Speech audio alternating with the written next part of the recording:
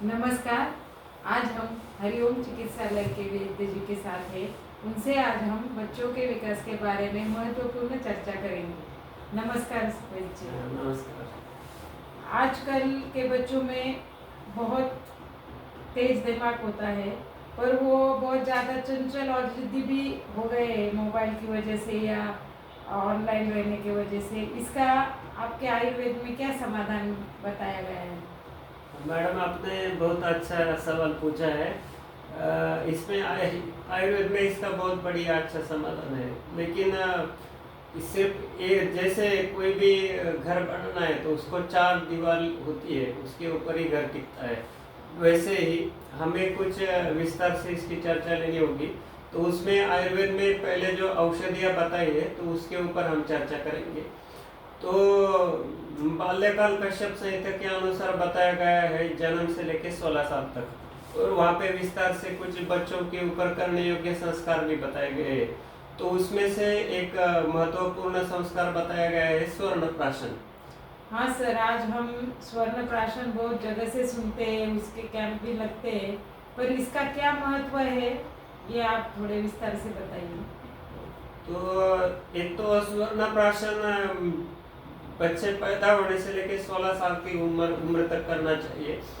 तो इसमें कई सारी कंपनियों ने इसमें मुख्य घटक है स्वर्ण भस्म, लेकिन कई सारी कंपनियों ने उसमें और भी ब्राह्मी, शंखपुष्पी, वचा, अश्वगंधा, यष्टि मधु, शहद, ग्रीक, ऐसा सब बहुत ही अच्छे कॉम्बिनेशन मिलाए हैं। जैसे कि ये प्राणाभिसर कंपनी का स्वर्ण प्राशन है, तो इसमें ये सब घटक मिलाए हुए हैं। तो ये अभी हमको बच्चों को देना है तो उसका समय के बारे में सोचना चाहिए। तो ये सुबह खाली पेट देना चाहिए। आयुर्वेद में एक रसायन काल बताया गया है, सुबह सूर्योदय के समय का, सूर्योदय के समय के नजदीक का काल। तो उस समय क्या है, हम खाली पेट रहते हैं तो ऐसी मूल्यवान स्वर्ण भस्म और मेधावी मतलब बुद्धि और स्मरण शक्ति को विकसित करने वाली औषधियाँ अगर खाली पेट लेंगे तो उसका शरीर में 100% पचन होता है, शोषण होता है, और उसका पूरा फायदा होता है। और ये जो स्वर्ण प्राश आपने बताया, वो किस उम्र से हम चालू कर सकते हैं उसका? तो मैंने अभी बताया ही कि ये बच्चा पैदा होता है तब से लेके 16 साल तक अगर इसका प्रयोग करें। और इसके प्रयोग के भी दो विधि बताए गए हैं। एक है कि पुष्य नक्षत्र में प्रयोग करना, और दूसरा विधि है अनुदिन मतलब हर रोज प्रयोग करना। तो अभी ये कलयुग चल रहा है, तो इस युग में बुद्धि चंचल होना, जिद्दी स्वभाव होना, ये समस्याएं बहुत बढ़ती जाएगी। तो इसके लिए इसका अनुदिन मतलब हर दिन उपयोग करना ज़्यादा अच्छा रहेगा। और इसकी मात्रा बताई जाती है, जैसे बच्चा पैदा हुआ है तो इससे लेके 3 महीने तक 1 बूंद दे सकते हैं। तो ये सब विस्तार अभी नहीं करेंगे, लेकिन उसके वह जो कंपनी ये बनाती है तो उसमें उसके डोसेज सब लिखे हुए रहते हैं, उसको पढ़ना चाहिए। हम अपने पास के वैद्य से इसका प्रमाण ले सकते हैं। ये आजकल बच्चों में आहार कैसा होना चाहिए, क्योंकि वो बहुत गलत तरीके का आहार आजकल चालू रहता है, और उनकी दिनचर्या भी कैसी होनी चाहिए? ये भी बहुत महत्वपूर्ण बात है। हम सिर्फ स्वर्ण प्राशन दे के या बुद्धि को बढ़ाने वाले ये ब्रेन पावर सिरप आता है या याद ग्रैन्यूल्स नाम के से औषधि है, तो सिर्फ औषधि दे के पूरा समाधान होने वाला नहीं है। तो उनके आहार पे भी हमको ध्यान देना चाहिए। तो योग शास्त्र और आयुर्वेद में षड्रसात्मक आहार की कल्पना बताई गई है, और भोजन करने के कुछ नियम भी बताए गए हैं कि वो जब भोजन करने वाले बच्चे तो उनके हाथ में मोबाइल नहीं होना चाहिए, उस समय टीवी नहीं चालू होना चाहिए। उनको अच्छे स्वच्छ पवित्र जगह पे आसन लेके थाली रख के उनको सब रोटी, सब्जी, दाल, चावल उसमें अच्छी मात्रा में घी का उपयोग करके उनको भोजन खिलाना चाहिए। अभी ये फास्ट फूड आता है, पिज्ज़ा, पास्ता, बर्गर या वड़ा पाव है, समोसा है, फरसान है, वेफर्स है, कुरकुरे है, बहुत सारे मार्केट में प्रोडक्ट आते हैं। तो वो जीभ को तो मजा देते हैं, लेकिन ये रक्त को दूषित करने वाले, अग्नि को मंद करने वाले, बुद्धि को चंचल करने वाले ये चीजें हैं, तो इनका परहेज करना चाहिए। आयुर्वेद में क्षीर घृत अभ्यास रसायन अनम श्रेष्ठ ऐसा कहा गया है। तो देशी गाय का दूध और घी, इसका प्रचुर मात्रा में उपयोग करना चाहिए। घी तो हम हर चीज में, भोजन में, रोटी को लगा के, दाल में, चावल में, हर जगह सब्जी में उपयोग कर सकते हैं। दूध का प्रयोग करते समय ये ध्यान रखना चाहिए कि नमकीन और खट्टी चीजों के साथ दूध का उपयोग नहीं करना है। तो भोजन से 3 घंटा पहले या 3 घंटे के बाद हम बच्चों को दूध पिला सकते हैं, और दूध में घी मिला सकते हैं, या तो ये जैसे याद ग्रेन्यूल्स है। हाँ, आज तो कल ये चलन है कि दूध में बोर्नविटा या ऐसे कुछ कॉम्प्लान चीजें वगैरह डालने का जो बहुत प्रचार चल रहा है, वो सही है क्या? हाँ, और इसके जगह क्या आयुर्वेदिक हम ये आपने बहुत बढ़िया सवाल पूछा, क्योंकि इसके ऊपर बहुत सारा एडवर्टाइजिंग चलता है। तो हमको आयुर्वेद का कंसेप्ट समझना चाहिए कि आयुर्वेद क्या बोलता है कि दूध के साथ अगर आप कोई नमक मिलाई हुई चीज या खट्टी चीज खाएंगे, तो उससे दूध पचन होने के पहले वो फट जाता है, और उसके बाद जब उसका पचन होता है तो शरीर में अनेक प्रकार की बीमारियां, स्किन डिसीजेस बन सकते हैं, हाइपर एसिडिटी बन सकती है, या कई सारे जॉइंट पेन, ऐसे कई सारी बीमारियां हो सकती है। तो हम मार्केट के किसी प्रोडक्ट का विरोध नहीं करते, लेकिन ध्यान देना चाहिए कि इंग्रेडिएंट्स में कहीं उसमें सॉल्ट तो नहीं है ना। तो इसमें हम आयुर्वेदिक प्रोडक्ट को प्रेफर कर सकते हैं, जैसे याद ग्रेन्यूल्स है, तो इसमें ब्राह्मी है, शंखपुष्पी है, अश्वगंधा है, यष्टि मधु है और शुगर है। तो ये दूध के विरोधी नहीं है। या तो मार्केट में शतावरी कल्प मिलता है, जो मांस को बल देता है, पित्त का शमन करता है, वात का शमन करता है, शरीर को पोषण देता है। तो दूध में ऐसी चीजें मिला सकते हैं, और वो बड़ी बड़ी स्वादिष्ट भी होती है, तो इनका उपयोग करना चाहिए। या तो ये ब्रेन पावर सिरप है, ये सिरप फॉर्म में आता है, और इसमें भी ऐसी बहुत सारी दवाई है जो हम दूध में मिला के पिला सकते हैं, या तो इसको सीधा भी पिला सकते हैं। और उनकी दिनचर्या कैसे होनी चाहिए, क्योंकि आजकल पढ़ाई के लिए बच्चों पे बहुत बर्डन रहता है, लोड रहता है, तो वो कभी रात रात जागते हैं, ठीक से सोते नहीं। तो ये सब दिनचर्या आप थोड़ी बताइए, बच्चों की कैसे होनी चाहिए? दिनचर्या के बारे में भी बहुत ध्यान देना चाहिए, और हम बच्चों को अच्छी दिनचर्या की आदत बाल्यकाल में डाल सकते हैं। जब बच्चे पढ़ने लगे, 10वीं 12वीं या ग्रेजुएशन की पढ़ाई ले रहे हैं, उस समय दिनचर्या की आदत डालना बहुत मुश्किल हो जाता है। तो आयुर्वेद शास्त्र क्या बोलता है कि सुबह 9 से 11 के बीच भोजन करें, तो वो पित्त का काल है, पित्त का समय, उसमें खाया हुआ अन्न जल्दी हजम हो जाता है।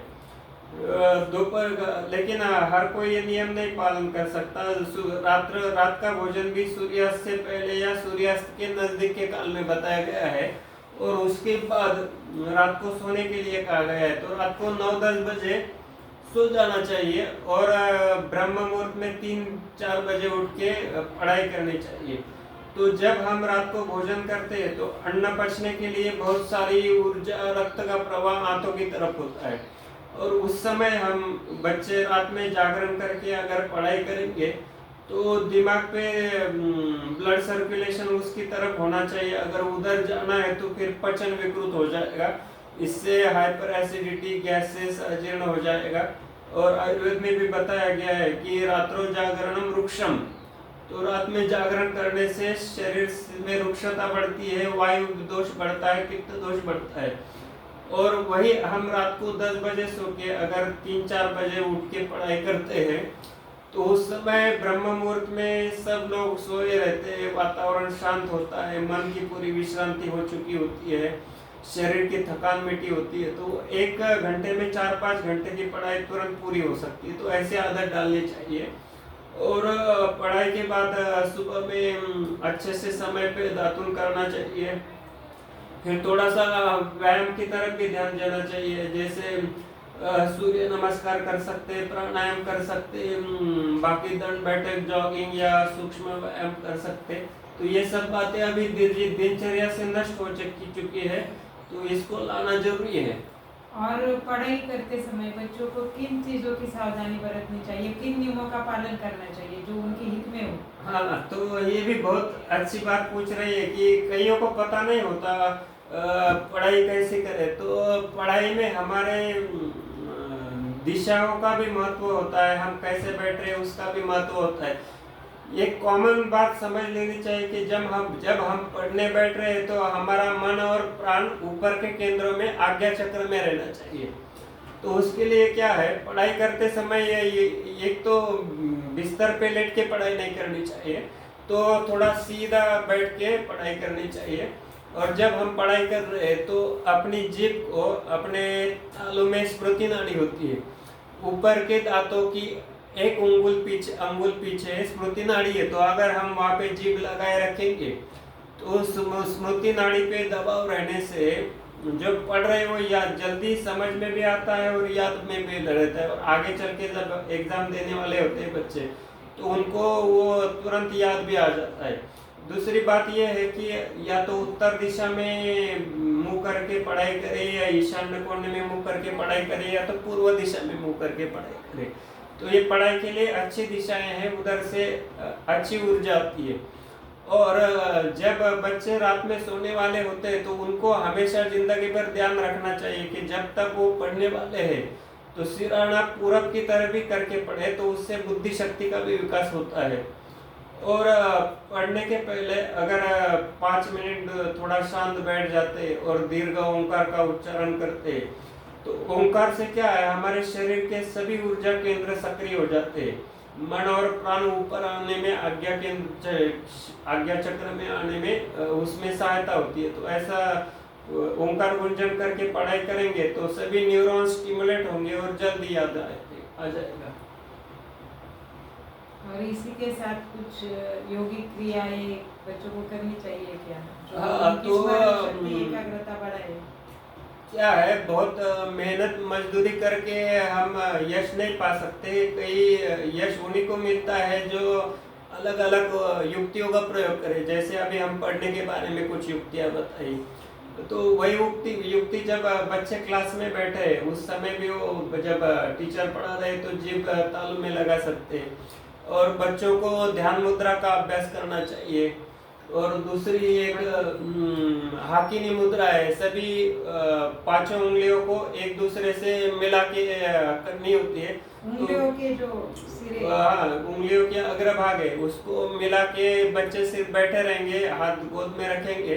तो ये हाकिनी मुद्रा से शरीर के पंचतत्व, अपना शरीर पंचतत्व से बना है, तो पंचतत्व उससे बैलेंस हो जाते हैं। और हमारे दिमाग की रचना देखेंगे तो राइट सेरेब्रल हेमिस्फीयर और लेफ्ट सेरेब्रल हेमिस्फीयर, ऐसे 2 भाग है। तो हम उंगलियां मिलाते हैं तो वो दोनों सेरेब्रल हेमिस्फीयर बैलेंस हो जाती है, तो उससे जल्दी याद शक्ति अच्छी विकसित हो जाती है। उसी के साथ बच्चों को ब्राह्मणी प्राणायाम का भी अभ्यास करना चाहिए। और सूर्य नमस्कार और अनुलोम विलोम प्राणायाम का भी अभ्यास करना चाहिए। और कुछ योगासन जो उनकी एकाग्रता बढ़ाने में मदद करे। तो इसमें एक वृक्षासन और ताड़ासन है। तो हम देखेंगे कि वृक्ष कैसे एकदम स्थिर होते हैं, वो अचल रहते हैं, वृक्ष को हम हिला नहीं सकते। तो ऐसे बुद्धि और मन की स्थिरता और अचलता लाने के लिए उन आसनों का भी अभ्यास करना चाहिए, इससे बुद्धि और मन स्थिर हो जाता है। धन्यवाद सर, आज आपने बहुत अच्छी जानकारी दी। आगे भी हम ऐसे वीडियो देखेंगे जिससे सर हमको महत्वपूर्ण जानकारी देते रहे। आज के लिए इतना ही। धन्यवाद।